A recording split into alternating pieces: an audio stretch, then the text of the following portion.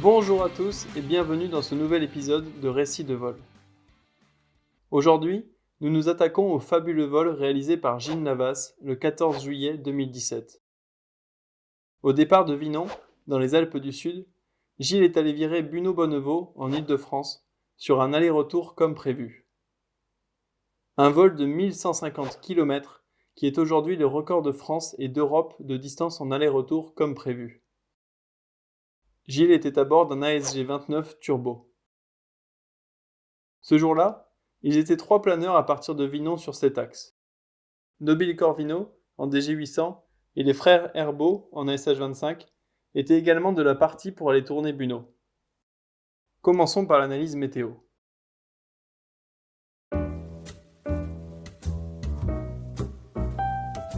Le 14 juillet 2017, la France était sous l'influence d'un anticyclone, à l'origine d'un flux de nord-ouest sur le pays. L'axe Vinon-Bunau était globalement homogène, avec davantage d'humidité en Île-de-France, à l'origine d'étalement dans l'après-midi. Dans la vallée du Rhône et sur les Alpes, soufflaient entre 15 et 30 nœuds de vent de nord-ouest. La situation était donc favorable pour la mise en place de l'onde et l'effet de pente dans les Alpes du Sud. On passe au vol.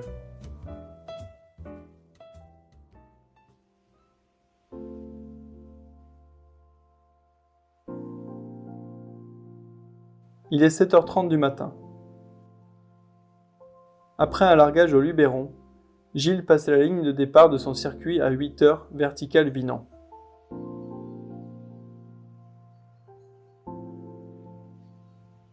Le système ondulatoire est en place dans les Alpes du Sud, et Gilles effectue une sortie en onde assez classique au départ de Vinon par vent de nord-ouest.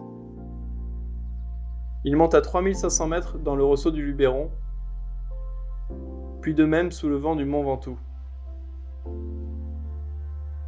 Le planeur met ensuite le cap vers la montagne d'Angèle, où il trouve un bon ressaut, lui permettant de remonter à 3500 mètres, avant de mettre le cap vers Aubenasson.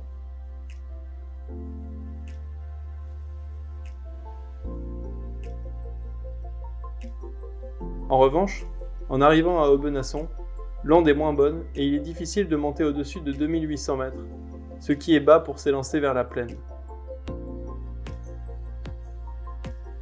Cependant, Gilles pense apercevoir dans la plaine les premières matérialisations de l'autre côté du Rhône.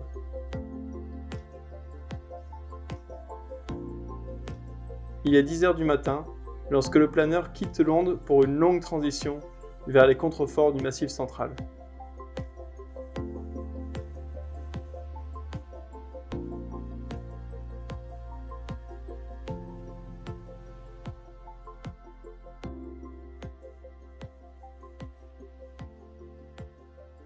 À 10h25, Gilles prend son premier thermique sur les contreforts du Massif central. Celui-ci est bon, presque 2 mètres par seconde. La transition onde thermique est réussie. Cependant, ceci ne dure pas, et en avançant au nord, la convection est moins bien établie, avec des plafonds d'un peu plus de 1000 mètres, ce qui est bas pour la région. Les variaux sont régulièrement en dessous d'1 mètre par seconde.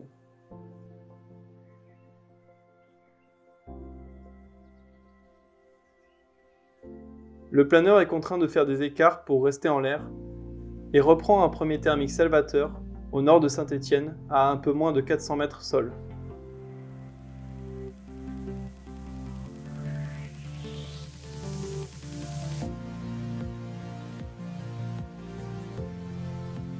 En repartant au nord, Gilles fait alors un choix décisif de traverser la Loire pour profiter d'un ciel un peu mieux établi à l'ouest.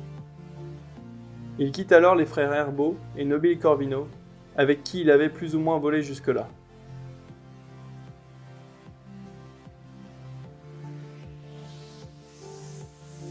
À l'ouest de la Loire, les conditions restent faibles et le planeur doit faire des détours pour contourner des zones d'ombre où la convection reste mal établie.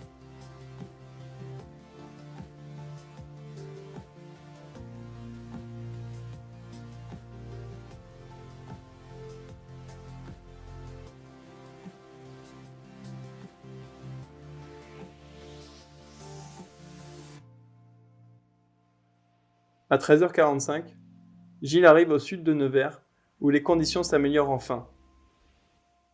Il est alors à 420 km de son point de départ.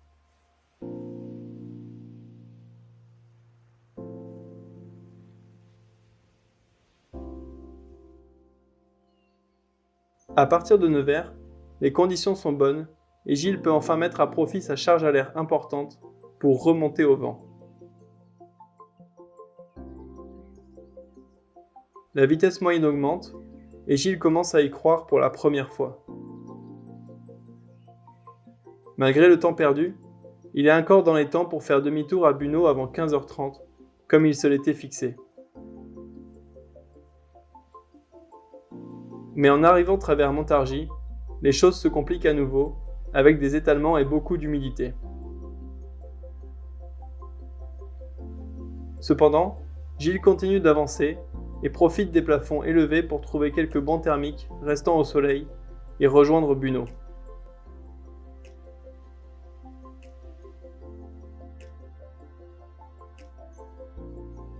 Il fait demi-tour à 15h30, à 575 km de son point de départ. Il est temps de rentrer.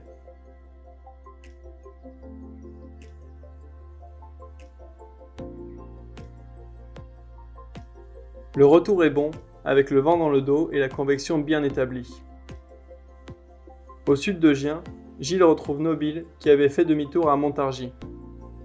Les frères Herbault ayant viré dans le secteur de Gien ne seront rattrapés que beaucoup plus tard à Aubenasson.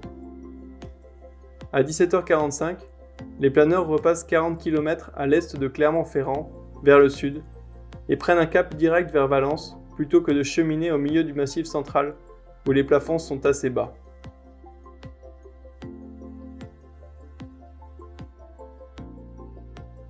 Une confluence leur permet de cheminer aisément vers Saint-Étienne et se rapprocher ainsi des Alpes.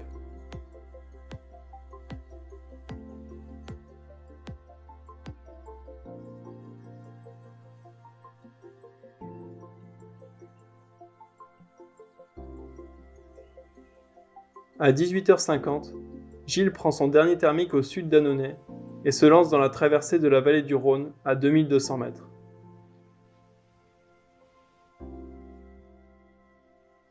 Le vent de nord-ouest lui permet d'allonger le plané et de miser sur les pentes au sud d'Aubenasson. Les pentes fonctionnent et le planeur remonte.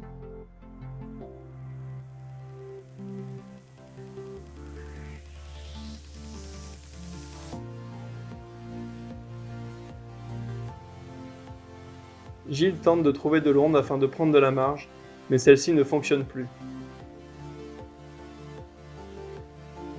Il quitte la pente des Trois-Becs à 1900 mètres, puis redescend vers Vinon, de pente en pente. Ceci demande bien évidemment une grande connaissance des Alpes du Sud.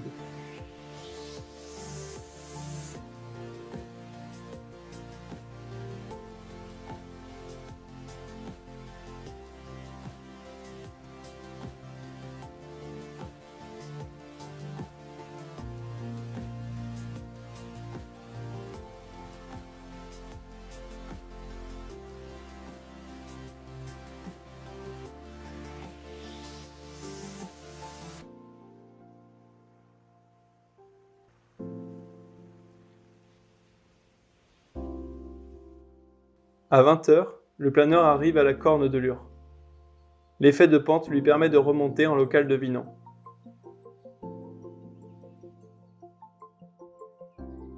Seulement, pour valider son record, la différence de hauteur entre son altitude de départ et son altitude d'arrivée ne peut excéder 1000 mètres et il profite donc d'un ressaut sous le vent de la montagne de Lure pour monter plus haut.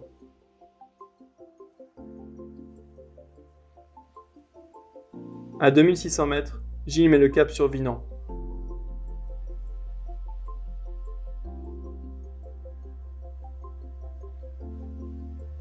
Il passe la ligne d'arrivée à 20h30, décrochant ainsi un magnifique record d'Europe au terme d'un vol étourdissant.